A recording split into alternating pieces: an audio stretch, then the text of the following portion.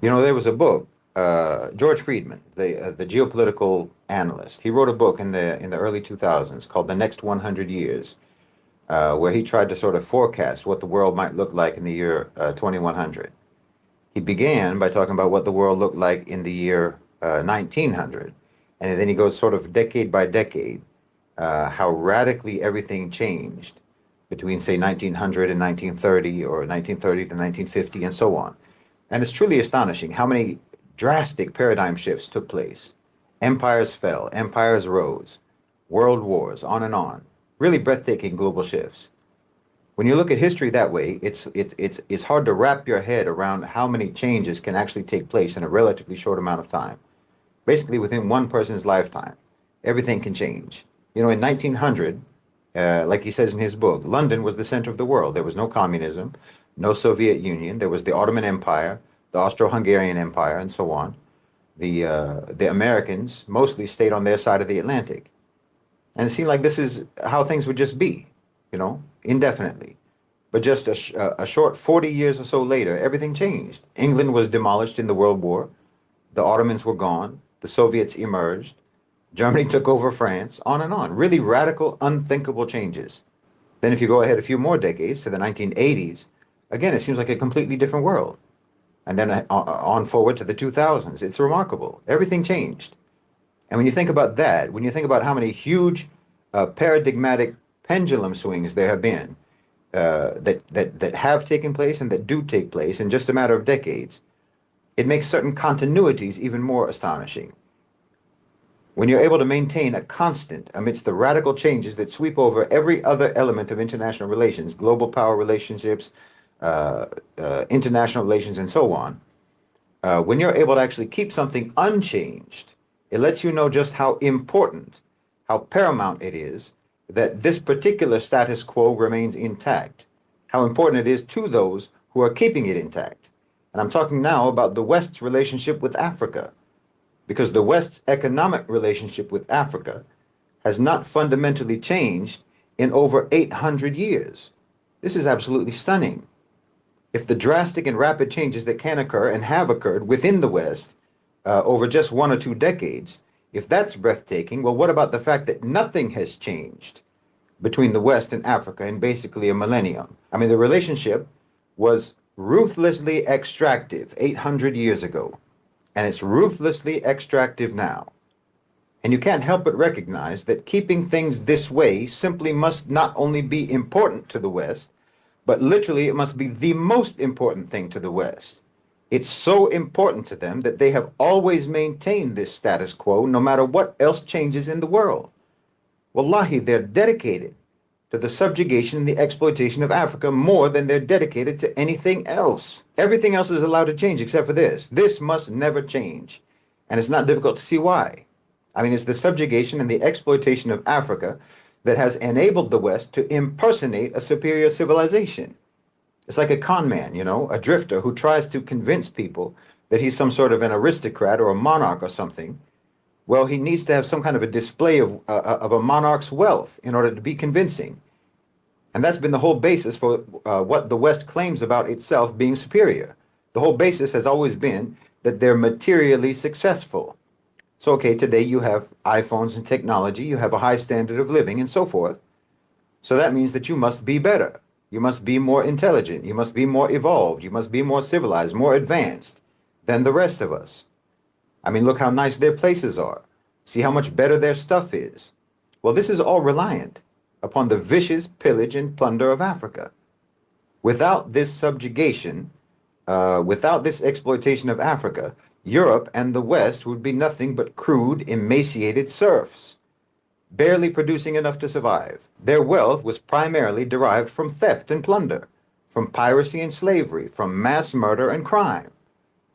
This is just the historical reality.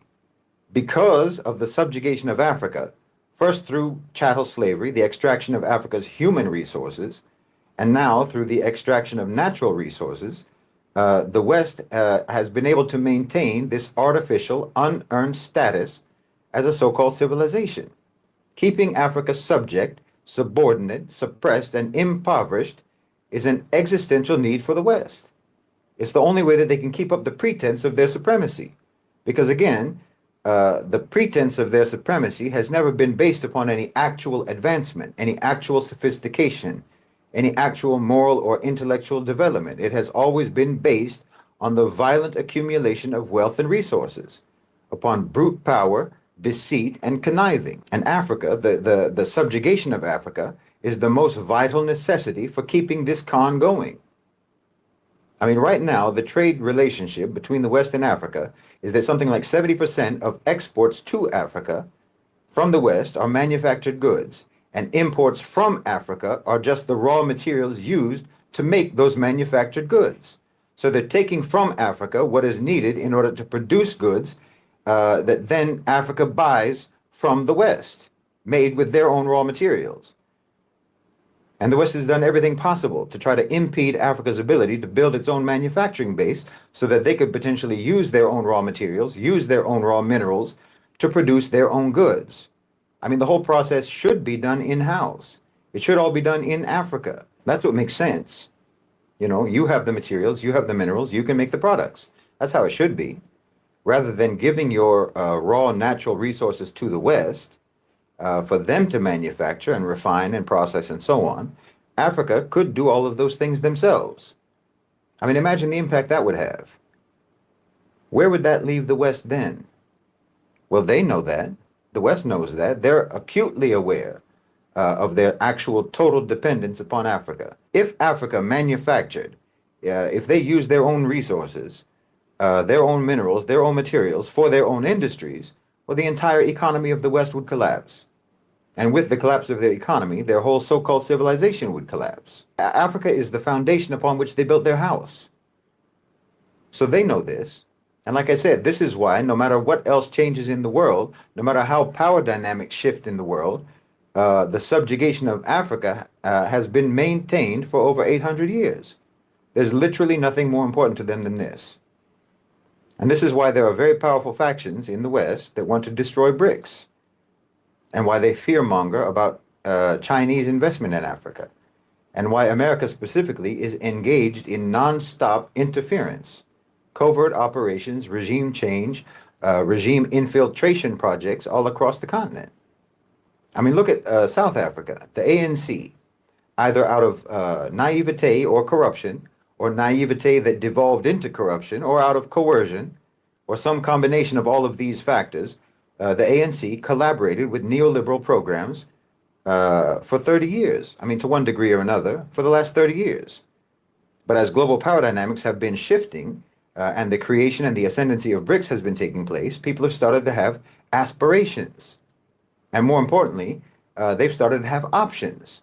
And those options have made their aspirations actually achievable. I'm talking about aspirations of political independence, aspirations of economic sovereignty, aspirations of getting out from under the yoke of the West. That's actually becoming achievable now.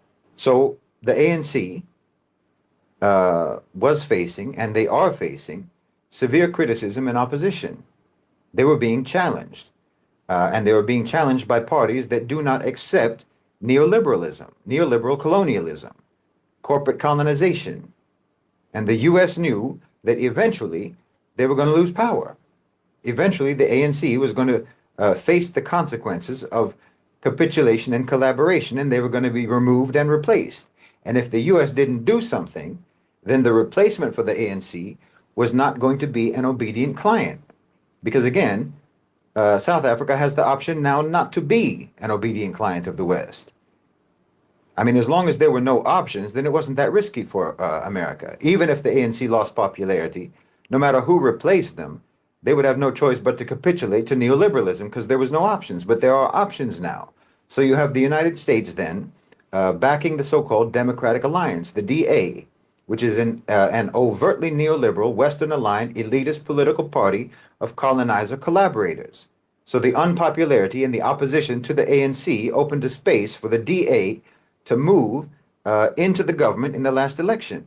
So now you have this so-called GNU, the Government of National Unity, which is nothing but a neoliberalism light and a neoliberalism hardcore. It's a coalition of one party that was aligned with the West, the ANC, aligned with the West out of coercion or naivete or corruption, but which could have potentially been influenced by anti-neoliberal populist sentiment if given a chance. Now, they've joined together with a party that is intensely committed to colonization, intensely committed to neoliberalism. I mean, they want to privatize everything. They want everything to be sold off to the private sector. They want to hollow out the government completely. And you need this radical neoliberal colonizer faction to be there because as the new options have emerged, you've now had radical anti-neoliberal positions being advocated and becoming viable. I mean, you're actually having calls for the nationalization of industries rather than the privatization of state enterprises. Well, the West can't have that. So they need something like the DA, the Democratic Alliance, to move in to try to avert the threat of South Africa actually becoming politically independent and economically sovereign. You know, they call it the GNU, but the N shouldn't stand for national.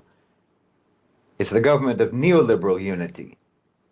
It's a coalition united against the people of South Africa, in my opinion, in service to the interests of the elite private sector of South Africa and to the global Western private sector.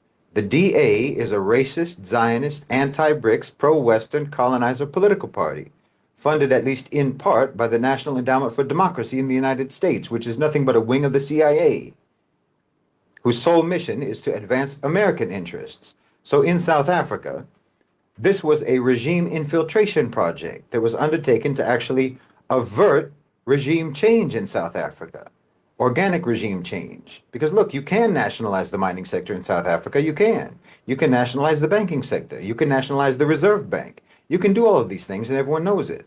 It's not some kind of a mystery that these types of measures would be immensely empowering for South Africa. These aren't measures that we don't know whether they're useful and beneficial or not. Obviously they are, and tremendously so. And that's precisely why these types of policies, these types of measures have to be subverted. I mean, it's absolutely ludicrous for anyone in South Africa today to advocate neoliberal policies when we have in front of our eyes the catastrophic failure of those policies. I mean, nearly half the population is unemployed, over half the population among the youth. 75% of South Africans earn just the equivalent of $350 a month or less. In fact, roughly half of the population earn only $75 a month. And you're still going to advocate for the policies that got you here? No, obviously, if you nationalize, it's better for you. Obviously. I mean, empower the government with those abundant resources instead of letting foreign companies seize those profits and transfer them out of the country. I mean, if those revenues are going to the state, then the government will have the resources they need to better address the needs of the society. They can invest in SMEs, they can provide education, skills training, and so on, fund R&D. I mean, it's a no-brainer. But you're scared of what the West will do. They tell you that if you nationalize, then there will be massive capital flight, investors will run away, and so on. Well, think about that for a second. They're trying to scare you with consequences that they themselves will be imposing. They're warning you that if you do something that is in your country's best interest, they will punish you. This is very different from telling you that the policy in and of itself is actually bad. They're telling you that they will make it a bad policy because of what they will do to you if you implement it. You understand? These people are threatening you, and then you're supposed to trust their advice? The advice of these neoliberal predators? You're supposed to listen to them and trust their advice when they are blatantly telling you that they will punish you if you do something to try to make things better, to try to change things? I mean, they couldn't make it more obvious, their malice. They couldn't make their malice more obvious. They couldn't make it any more obvious how against your best interests they are, how much they put their own private interests above the interests of their country. They're openly identifying themselves to you as your enemy. You understand me? I mean, they're not saying that nationalization doesn't work. They're not saying that it isn't beneficial. They're saying that they will do everything in their power to make sure it doesn't work. They're saying that they will sabotage nationalization for their own sake, for the sake of their own profit interests. And still you let this type of people have a say in policy discourse? Well, that's humiliating. They hold you in contempt and they don't even hide it. I'm telling you, everyone knows what should be done in a country like South Africa, what kind of economic policies they should implement. And it's the same thing that many global South countries should do. Everyone knows the obvious economic benefits of these types of policies. And everyone knows that the only reason that you don't implement these policies is because parasitic, predatory, Western colonizing private sector powers will try to punish you if you do. I mean, for instance, the nationalization of key sectors in South Africa or in any other country, such as mining, such as energy and finance. This is essential to try to break the stranglehold of foreign capital on your country and to ensure that the country's resources are actually used for the benefit of the people and for the benefit of the domestic economy. Land reform, the question of land reform in South Africa is critical. This is a critical issue.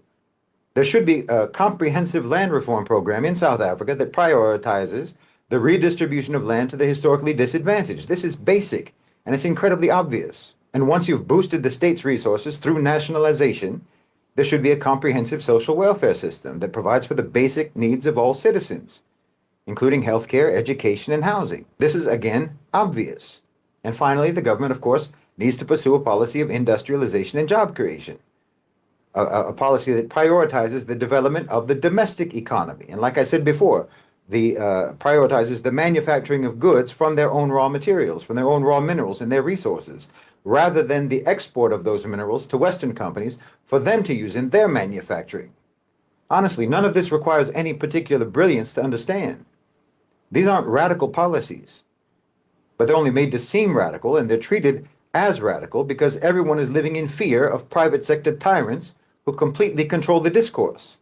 So you're not allowed to talk about anything that isn't basically a policy genuflection to shareholders and to Western supremacy.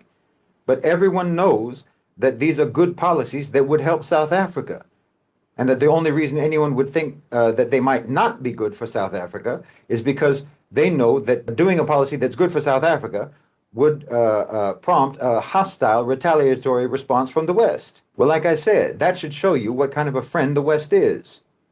But look, South Africa and all the countries in Africa, all the countries in the global South, in fact, they're in a position today to actually dictate the terms now.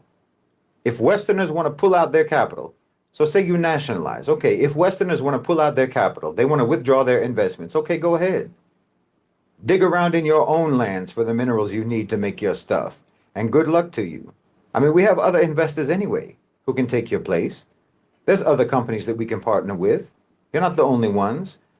So the only question really is, how much are you interested in boosting the economies of China, the economy of Russia, the economy of the Gulf?